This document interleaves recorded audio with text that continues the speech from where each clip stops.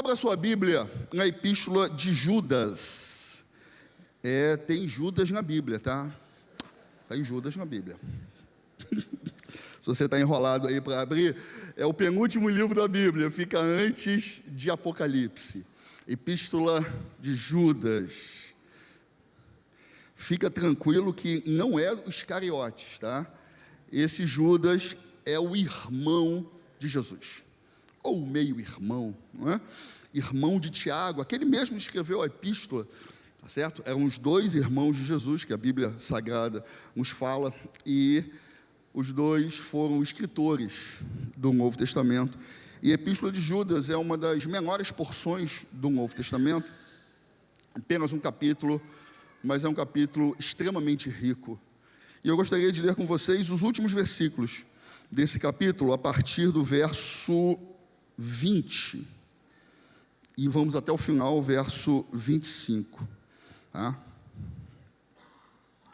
Mas vós, amados, edificando-vos a vós mesmos sobre a vossa santíssima fé, orando no Espírito Santo, conservai a vós mesmos no amor de Deus, esperando a misericórdia de nosso Senhor Jesus Cristo para a vida eterna.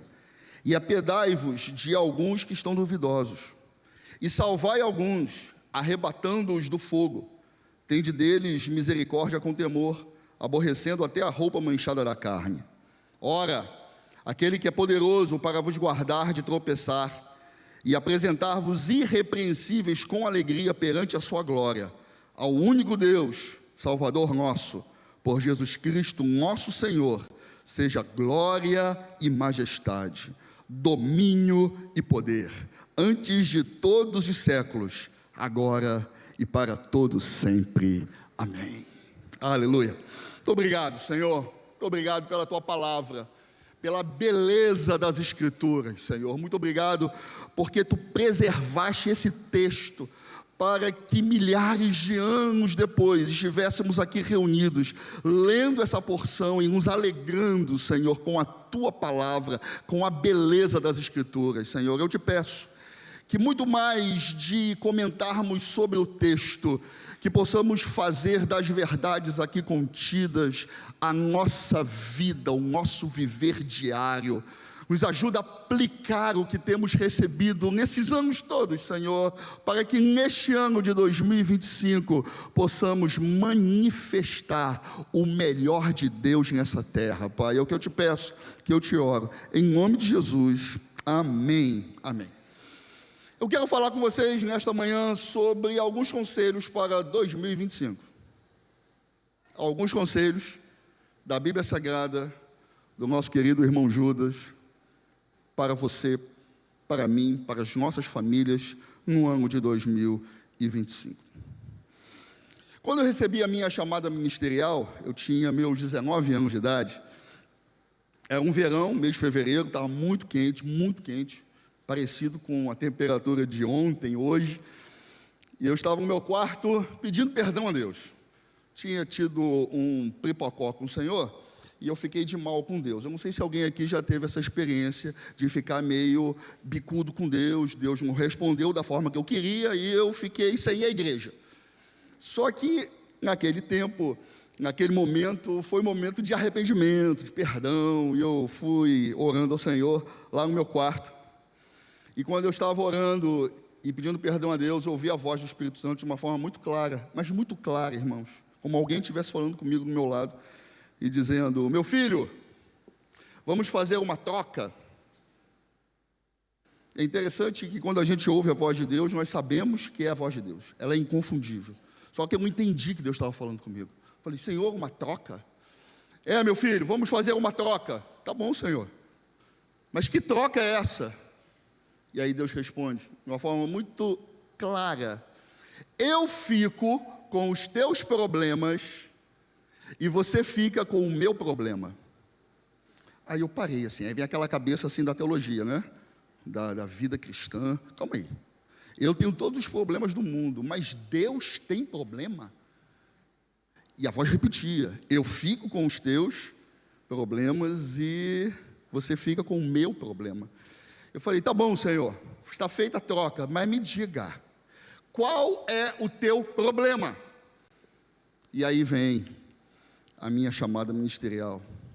Há mais de 30 anos, há mais de 35 anos atrás, quando o Senhor disse para mim: o meu problema é que o Evangelho seja pregado em todas as nações. Naquele momento, eu entendi, no alto dos meus 19 anos, o que Deus queria da minha vida. Naquela noite madrugada, na época ainda era o telefone discado, né? Muitos de vocês nem conheceram o aparelho. Peguei lá o telefone, disquei lá em casa, né? A gente tinha aquele de rodar a tecla, né? Não sei se vocês lembram daquilo. Eita, coisa antiga. Liguei para uma meia dúzia de amigos da igreja. Irmãos, deixa eu falar um negócio com você. Lá vou eu me perder um horário. Ai, Senhor, me dá graça. Quando Deus fala contigo, você muda.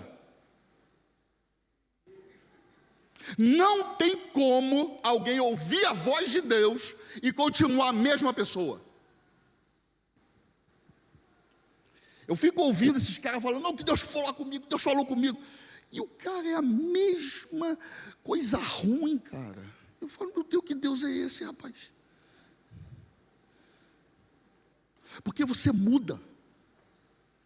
Naquela madrugada, eu peguei o telefone, fui ligar para os caras, acordei uma meia dúzia de amigos meus. Gente, alucinado, irmão, alucinado. Deus falou comigo, Deus falou que eu tenho que pregar o Evangelho. E nós vamos fazer o seguinte, já com todo o esquema na cabeça. Nós vamos fazer o seguinte: vamos começar um grupo de evangelização de madrugada. Na época eu morava em Copacabana. Eu falei: aqui em Copa a gente vai evangelizar esses traficantes, esses maconheiros. Vamos falar de Jesus para as prostitutas. Vamos lá para quem mais precisa. Luiz, eu estou dormindo, Luiz. Não interessa não. Uma vez teve um rapaz que foi a mãe dele que acordou, que atendeu o telefone. Falei: Manadir, por favor, chama o Marcelo, em nome de Jesus, eu preciso falar com ele. Meu filho, ele está dormindo, é muito importante. Aconteceu alguma coisa? Não, é muito importante, Deus falou comigo. Eu tá bom, aí veio o Marcelo: o que foi, Luiz? Que Deus falou contigo, cara? E comecei a falar. Daquele dia, isso foi um fim de semana. Na outra sexta-feira a gente começa esse grupo de evangelização de madrugada. E durante 3 anos e meio, pela graça e misericórdia do Senhor, nós estivemos ali no calçadão de Copacabana, em outras áreas da cidade, aonde o fogo inflama, um grupo de rapazes. E nós vimos Deus operar de uma forma muito tremenda. Tínhamos o caderninho de oração, caderninho com as pessoas que se convertiam. Foram mais de 150 almas ganhas para Jesus. Pastores desviados, voltaram para Jesus naquele calçadão. Demônios expulsos, pessoas libertas, gente que nós encaminhamos para centro de recuperação. Isso lá em 1989. Qual foi o grupo, o nome do nosso grupo? Tínhamos um nome, tinha até camiseta. Qual era o nome? Judas 23. Judas 23. E salvai alguns, arrebatando-os do fogo. Esse é o lema daquele grupo. E eu quero, com essa introdução, dizer aos irmãos que a palavra de Deus faz diferença na nossa vida. Eu quero trazer para vocês hoje 3 conselhos, que o nosso querido irmão Judas, alguns o chamam de apóstolo. 3 conselhos que ele nos dá nestes versículos, para que a nossa vida possa ser agradável ao Senhor. Amém? Primeiro desses conselhos está no versículo de número 20, onde o texto sagrado, ele diz a seguinte expressão: edificando-vos a vós mesmos sobre a vossa santíssima fé. O primeiro conselho, primeira dica que eu lhe dou para 2025, fortaleça a sua fé. Fortaleça a sua fé.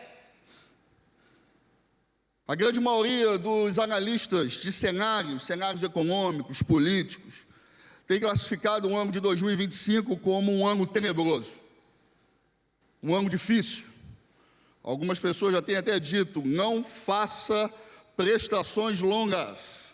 Não é hora de comprar carro, não é hora de comprar casa, não é hora de parcelar grandes dívidas, porque o cenário, olha só a coisa louca, você já deve ter ouvido isso, cansado de ouvir isso.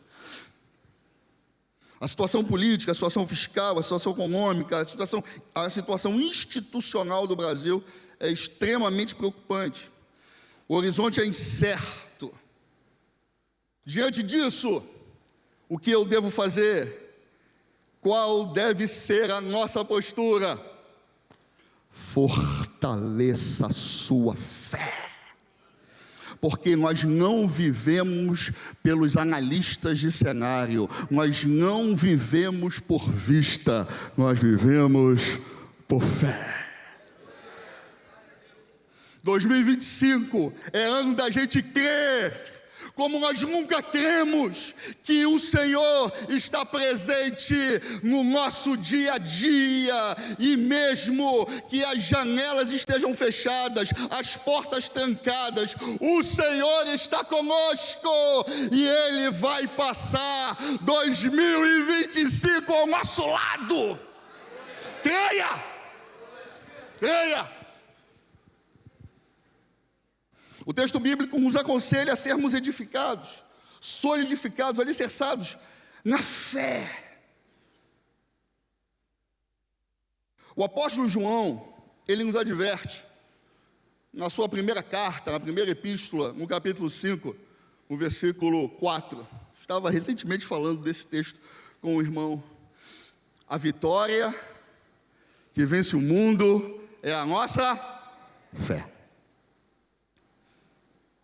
Por que o apóstolo João ele fala que a vitória é a fé?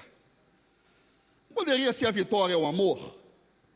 A vitória é o sangue de Jesus?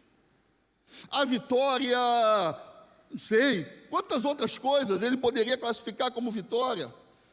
Mas ele diz especificamente na sua epístola que a vitória que vence o mundo é a nossa fé. Porque tudo o que nós fazemos, tudo o que nós somos em Cristo, só é possível por causa da nossa fé. Nós cremos na Bíblia pela fé.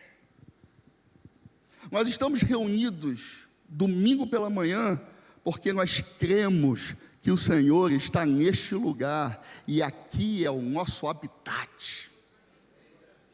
Nós cremos que as promessas de Deus, elas se cumprirão, e a promessa que já se cumpriu, e está hoje entre nós, se chama Jesus de Nazaré, e nós cremos que Ele está vivo.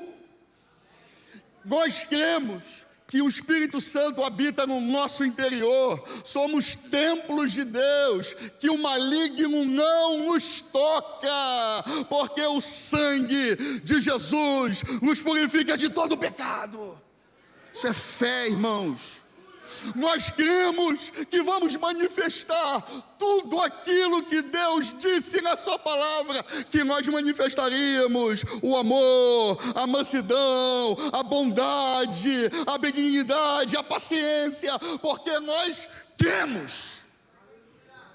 Em nome de Jesus, fortaleça a tua fé nesse ano, cara, porque você vai ser muito desafiado naquilo que você crê.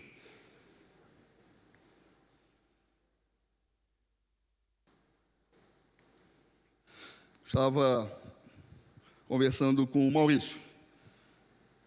Diego está internado, precisamos orar por ele. Nosso querido Gugu, o pessoal da juventude conhece bem.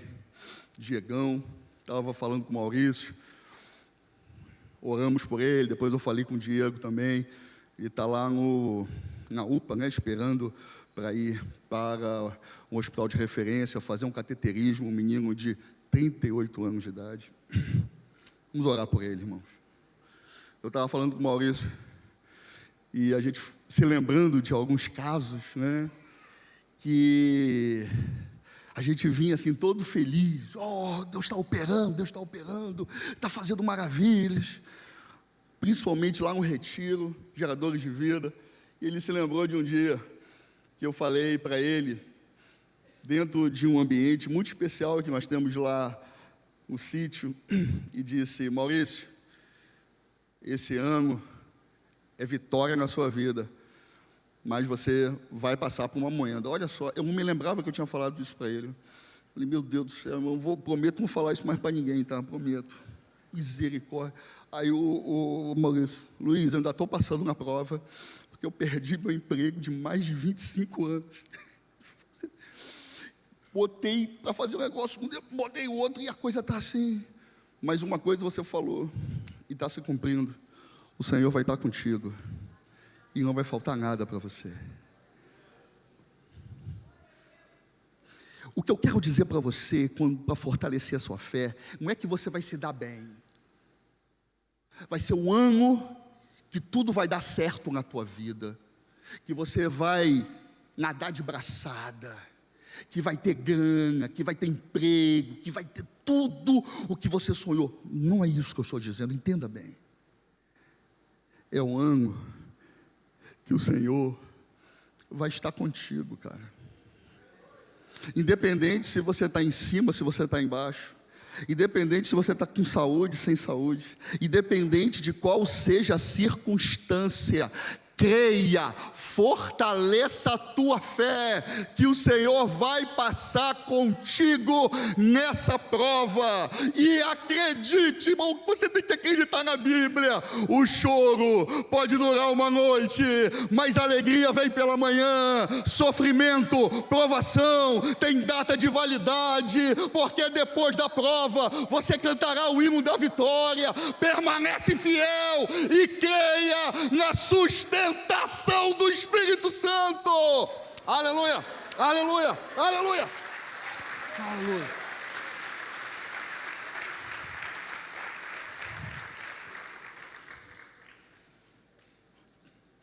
O texto de 2 Coríntios, capítulo 4, versículos 16 a 18, vai traduzir isso para nós. Por isso não desfalecemos, mas ainda que o nosso homem exterior se corrompa, aqui por fora a coisa vai ficando difícil. O que se vê não está bem. O homem exterior se corrompa, o interior, contudo, se renova de dia em dia. Porque a nossa leve e momentânea tribulação produz para nós um peso eterno de glória, muito excelente, não atentando nós nas coisas que se veem, mas nas que não se veem, porque as que se veem são temporais, e as que não se veem são eternas. Creia nisso, meu irmão. Creia que não virá, 1 Coríntios 10, 13, nenhuma tribulação, nenhuma provação acima das tuas forças. Chegou o diagnóstico da glória, você vai passar. Chegou o bilhete azul, na minha época era bilhete azul, não é porque o fundo de garantia era azul. Ou seja, foi dispensado o trabalho. O Senhor está contigo. Fortaleça a tua fé, cara. Às vezes a gente, e nós temos que ter muito cuidado com isso, irmãos, na nossa mensagem, na nossa pregação. Porque quando nós falamos de fé, aquela coisa toda, a gente parece que está olhando para o que nós não temos. Você quer que vai acontecer isso? Eu estou olhando para aquilo que eu não tenho, para aquilo que eu não alcancei. Na Bíblia Sagrada, quando nós falamos de fé, e o texto de Hebreus 11, versículo 1, vai dizer de forma clara que a fé é a convicção, a certeza das coisas que não se veem. A prova daquilo que nós esperamos. Sabe o que o autor de Hebreus está querendo dizer para a gente, nesse texto sagrado? É que a fé é para nós termos a certeza, a esperança, que tudo que Deus prometeu para a gente, todas as promessas da Bíblia, elas vão se cumprir na sua vida. Que você vai manifestar tudo aquilo que Deus disse que você manifestaria. Você conhece e gosta muito, ou também gosta demais, do Salmo 23. Todos nós conhecemos, de quais salteado: Senhor é meu pastor, nada me faltará. Nada vai te faltar. Não vai faltar a provisão, não vai faltar o cuidado, não vai faltar a presença. Lá vou eu, hein? Mas também não vai faltar quem te irrita. Não vai faltar quem puxa o tapete. Não vai faltar governante que aumenta o imposto. Não vai faltar provações, corte de funcionários. Não vai faltar. Mas o Senhor te fará levar as águas tranquilas, a pastos verdejantes, colocará diante de você, na presença dos teus inimigos, uma mesa, porque a sua bondade e misericórdia te seguirão todos os dias da sua vida. Aleluia, aleluia, aleluia, aleluia.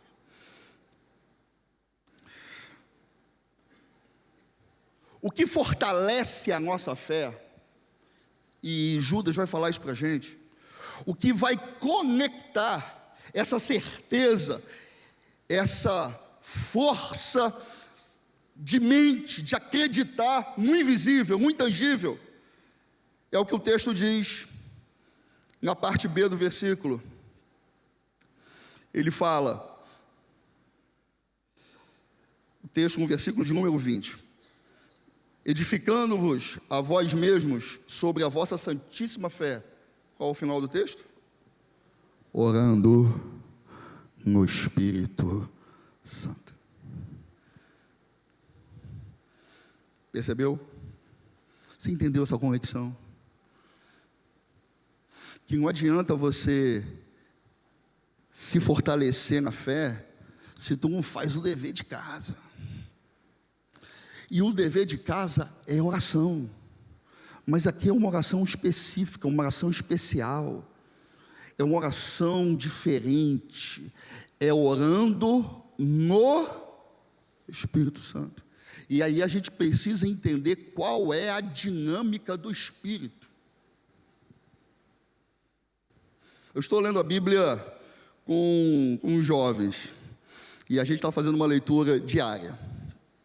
Aí nós lemos, e essa mensagem vem exatamente fruto dessa leitura. Nós terminamos esse mês agora, estamos lendo, né, no mês de janeiro, as cartas gerais, exceto Hebreus, e o Evangelho de João. E no capítulo 3, a pessoa não entendeu, uma das pessoas lá não entendeu e falou: pastor, explique isso aqui para a gente. Aquele que é nascido do Espírito, ele é como o vento. Não sabe de onde vem, nem para onde vai. Assim é todo aquele que é nascido do Espírito, apenas ouve a voz, mas não sabe de onde vem, para onde vai. Eu não entendi esse negócio. E aí, meu irmão, estava inspirado. Eu gravei mais ou menos uns 8, 9 áudios de 1, 2 minutos cada, para explicar essa verdade bíblica, porque é a verdade do Espírito Santo. Texto de João 3, Jesus está conversando com quem? Com quem, igreja? Com Nicodemos. Vamos ler a Bíblia. Está falando com Nicodemos. E aí o Nicodemos chega cheio de lisonja. Senhor, tu és mestre em Israel, nada vimos igual. Aí Jesus já quebra as pernas dele. Necessário te é nascer de novo. Nunca tinha ouvido aquilo. Eu vou voltar ao ventre da minha mãe, mas nada disso, Nicodemos. Aquele que nasce da carne é carne, e quem nasce do Espírito é Espírito. O que Jesus está dizendo para Nicodemos? Você tem que nascer de novo, regeneração, mas esse novo nascimento é através do Espírito Santo. Vai guardando. E esse Espírito Santo, ele não é um ventilador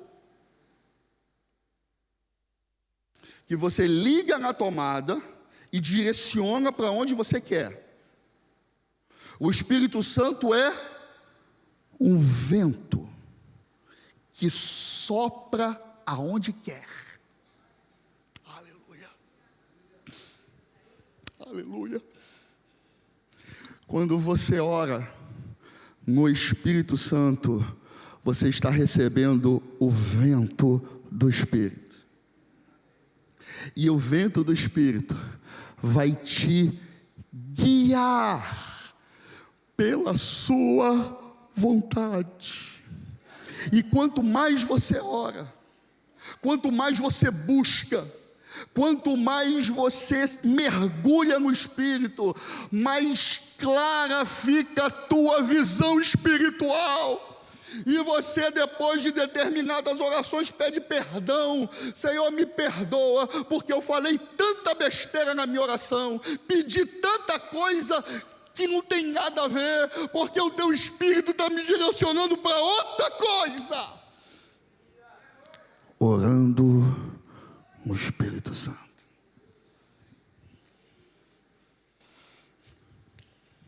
Você vai me perdoar, mas eu preciso falar isso para você. Tem muita gente orando na carne. Orando na carne. E o texto vai dizer: não sabeis pedir, porque vocês pedem mal, porque vocês pedem para os vossos deleites e prazeres. Então eu vou pedir o quê? Eu vou orar no Espírito Santo, porque Ele sabe qual é a melhor coisa para mim. Como que eu faço isso? Orando. Como se aprende a ler? Lendo. Como se aprende a andar? Andando. Como se aprende a andar de bicicleta? Andando de bicicleta. Como se aprende a orar? Orando.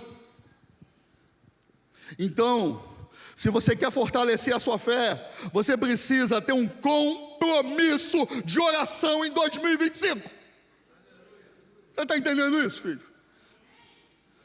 Se tu não tiver esse compromisso em 2025, tu vai ser mais um ano de murmuração, de reclamação, de bico grande. As coisas não acontecem, olha só essa vida, meu Deus, não acontece nada, porque tu está orando na carne. Mas Deus quer levar você num grau espiritual mais elevado. Vem aqui para o vento, vem sentir o vento passando, aleluia, porque o vento sopra onde quer.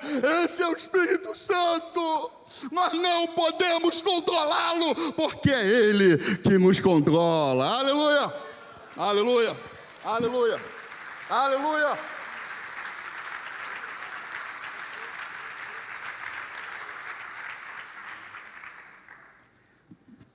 Falei para mim mesmo, hoje eu vou pregar no horário.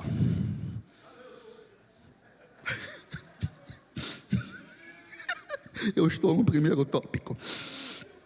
Ai, me ajuda, Jesus. Segundo conselho, versículo de número 21.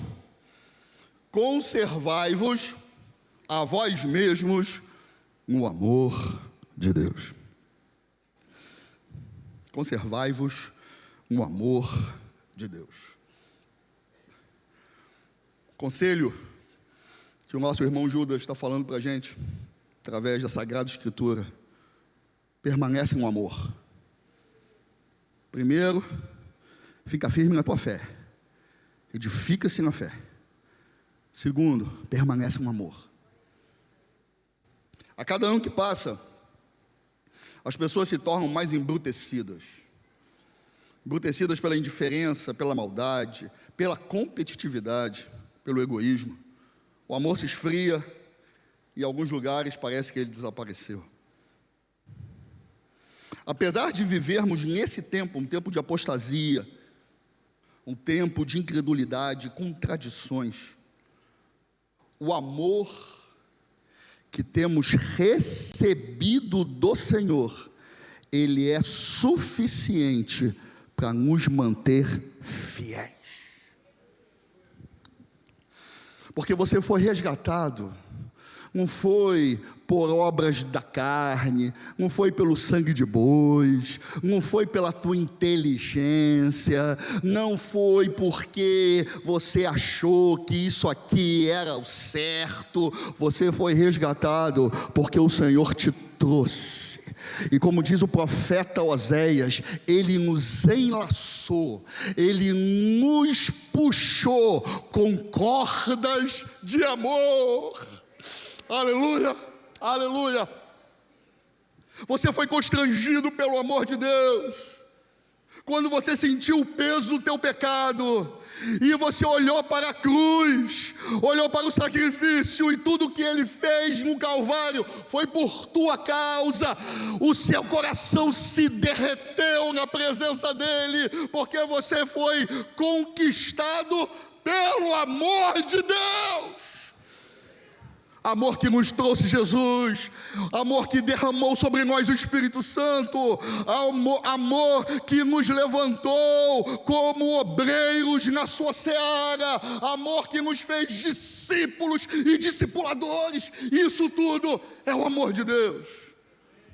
Só que esse amor que você recebe,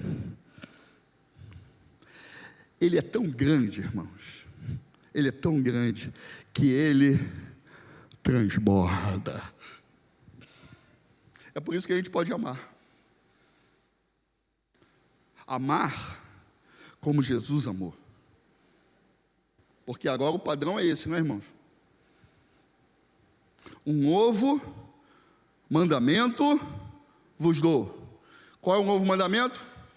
João 13:35. Que vos ameis uns aos outros como eu amei vocês. Porque qual era o mandamento anterior? Ama o teu próximo como a ti mesmo.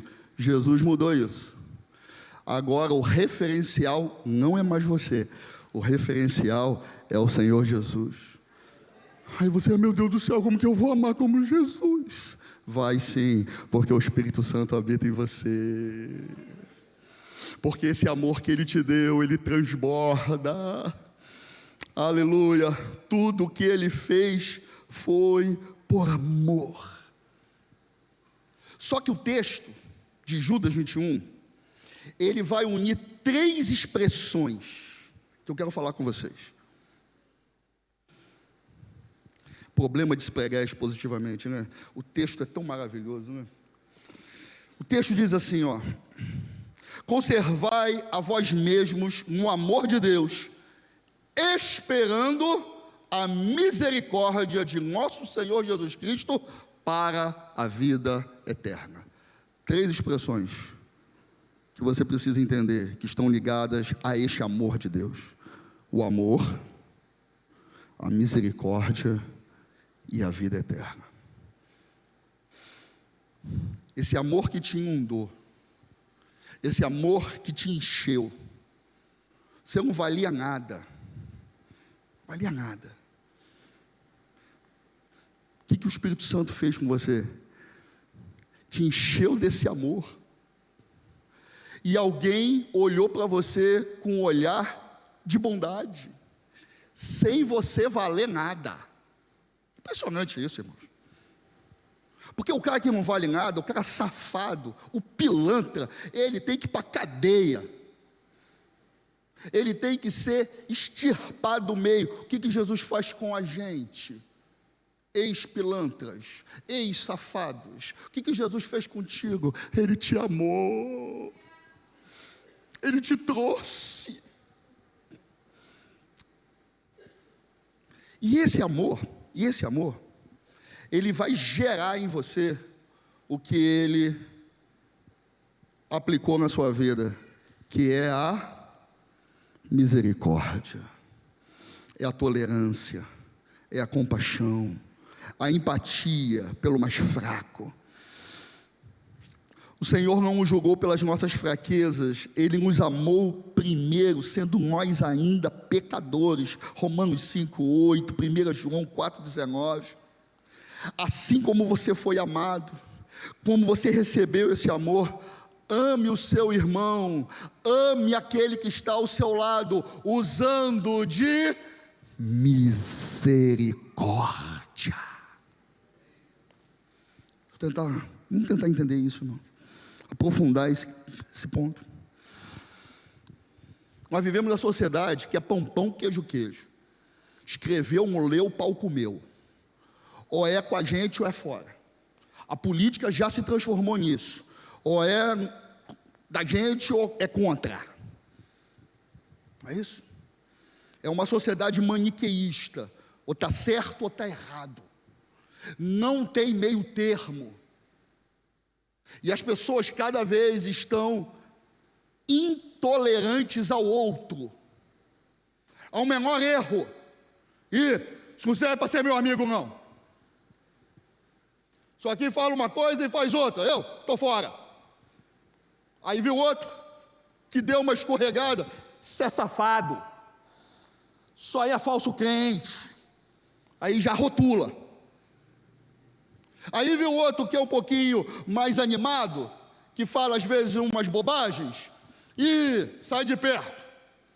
Isso aí abre a boca e só Jesus na causa. E a gente se torna os donos da verdade, sentados na cadeira de Moisés, julgando a todos ao nosso redor. Vou dar para você um conselho para 2025. Desce do palco e seja tolerante com as pessoas. Aleluia. Use de compaixão e misericórdia. Irmãos, quantos laços familiares foram quebrados por causa de política? Porque um é Lula, outro é Bolsonaro, e aí tem famílias que não se falam, até hoje por causa disso. Meu Jesus do céu. O garoto se desviou, sai, não é mais dos nossos. Vou orar por ele, mas não quero uma conversa não, porque ele é ímpio. Use de misericórdia. Sabe o que é misericórdia? A palavra misericórdia é um coração que se acalenta, é um coração que o utiliza. Na realidade é um coração que se alimenta da miséria. Miseráveis, todos nós somos. O meu coração, ele está do lado dos miseráveis. Isso que é misericórdia. É o cara que não merece, mas nós vamos estender a mão mais uma vez. É o cara que já vacilou pela 59ª vez, mas nós vamos dar a 60ª chance para ele, porque o nosso coração é de misericórdia. Pastor, isso é bobeira. Isso é ser bobo. Isso é ser otário. Cara safado. Calma aí. Calma.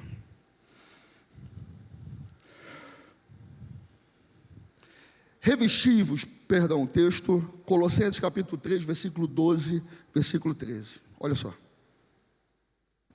Revestivos, pois, como eleitos de Deus, santos e amados, de entranhas. Eu estou lendo na versão Almeida Corrigida, que eu gosto muito dessa expressão. Revesti-vos como eleitos de Deus, santos e amados, de entranhas de misericórdia. O meu intestino é misericórdia. De benignidade, humildade, mansidão, longanimidade, que é paciência, suportando-vos uns aos outros.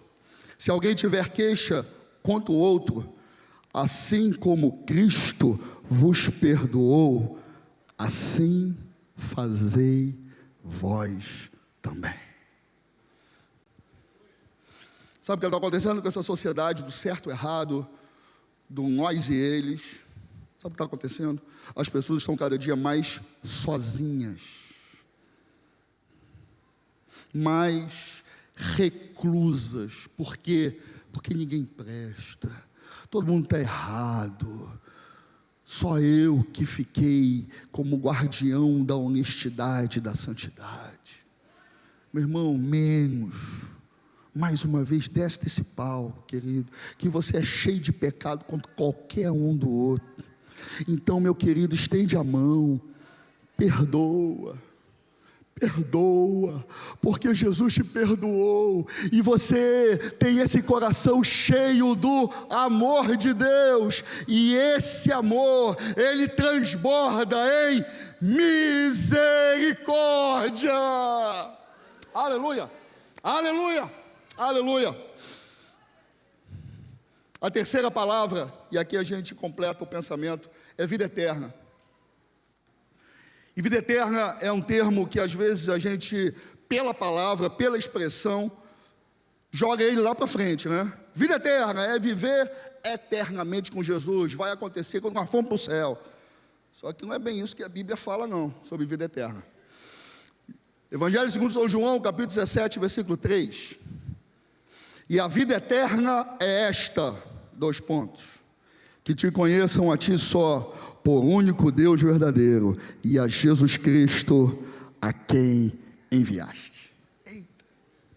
A vida eterna, segundo João, capítulo 17, versículo 3, é conhecer a Jesus. 1 João, capítulo 5, versículos 11 e 12, e o testemunho é este, que Deus nos deu a vida eterna, nos deu, passado, Ele não nos dará, Ele nos deu a vida eterna, e esta vida está em seu Filho. Quem tem um filho, tem a vida. Quem não tem um filho de Deus, não tem a vida. Então, meu querido, você, em nome de Jesus, creia nisso, isso aqui é para a gente crer, você tem a vida eterna.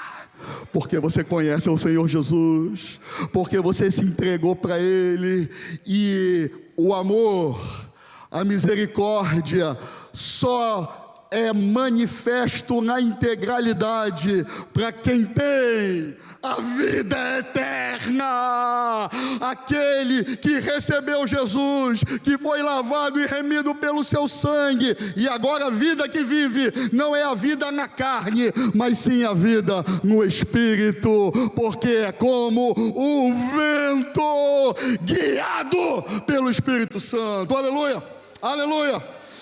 A vida eterna não é apenas viver com Cristo na eternidade, no porvir, mas experimentar a vida de Cristo agora. Isso é vida eterna, irmãos.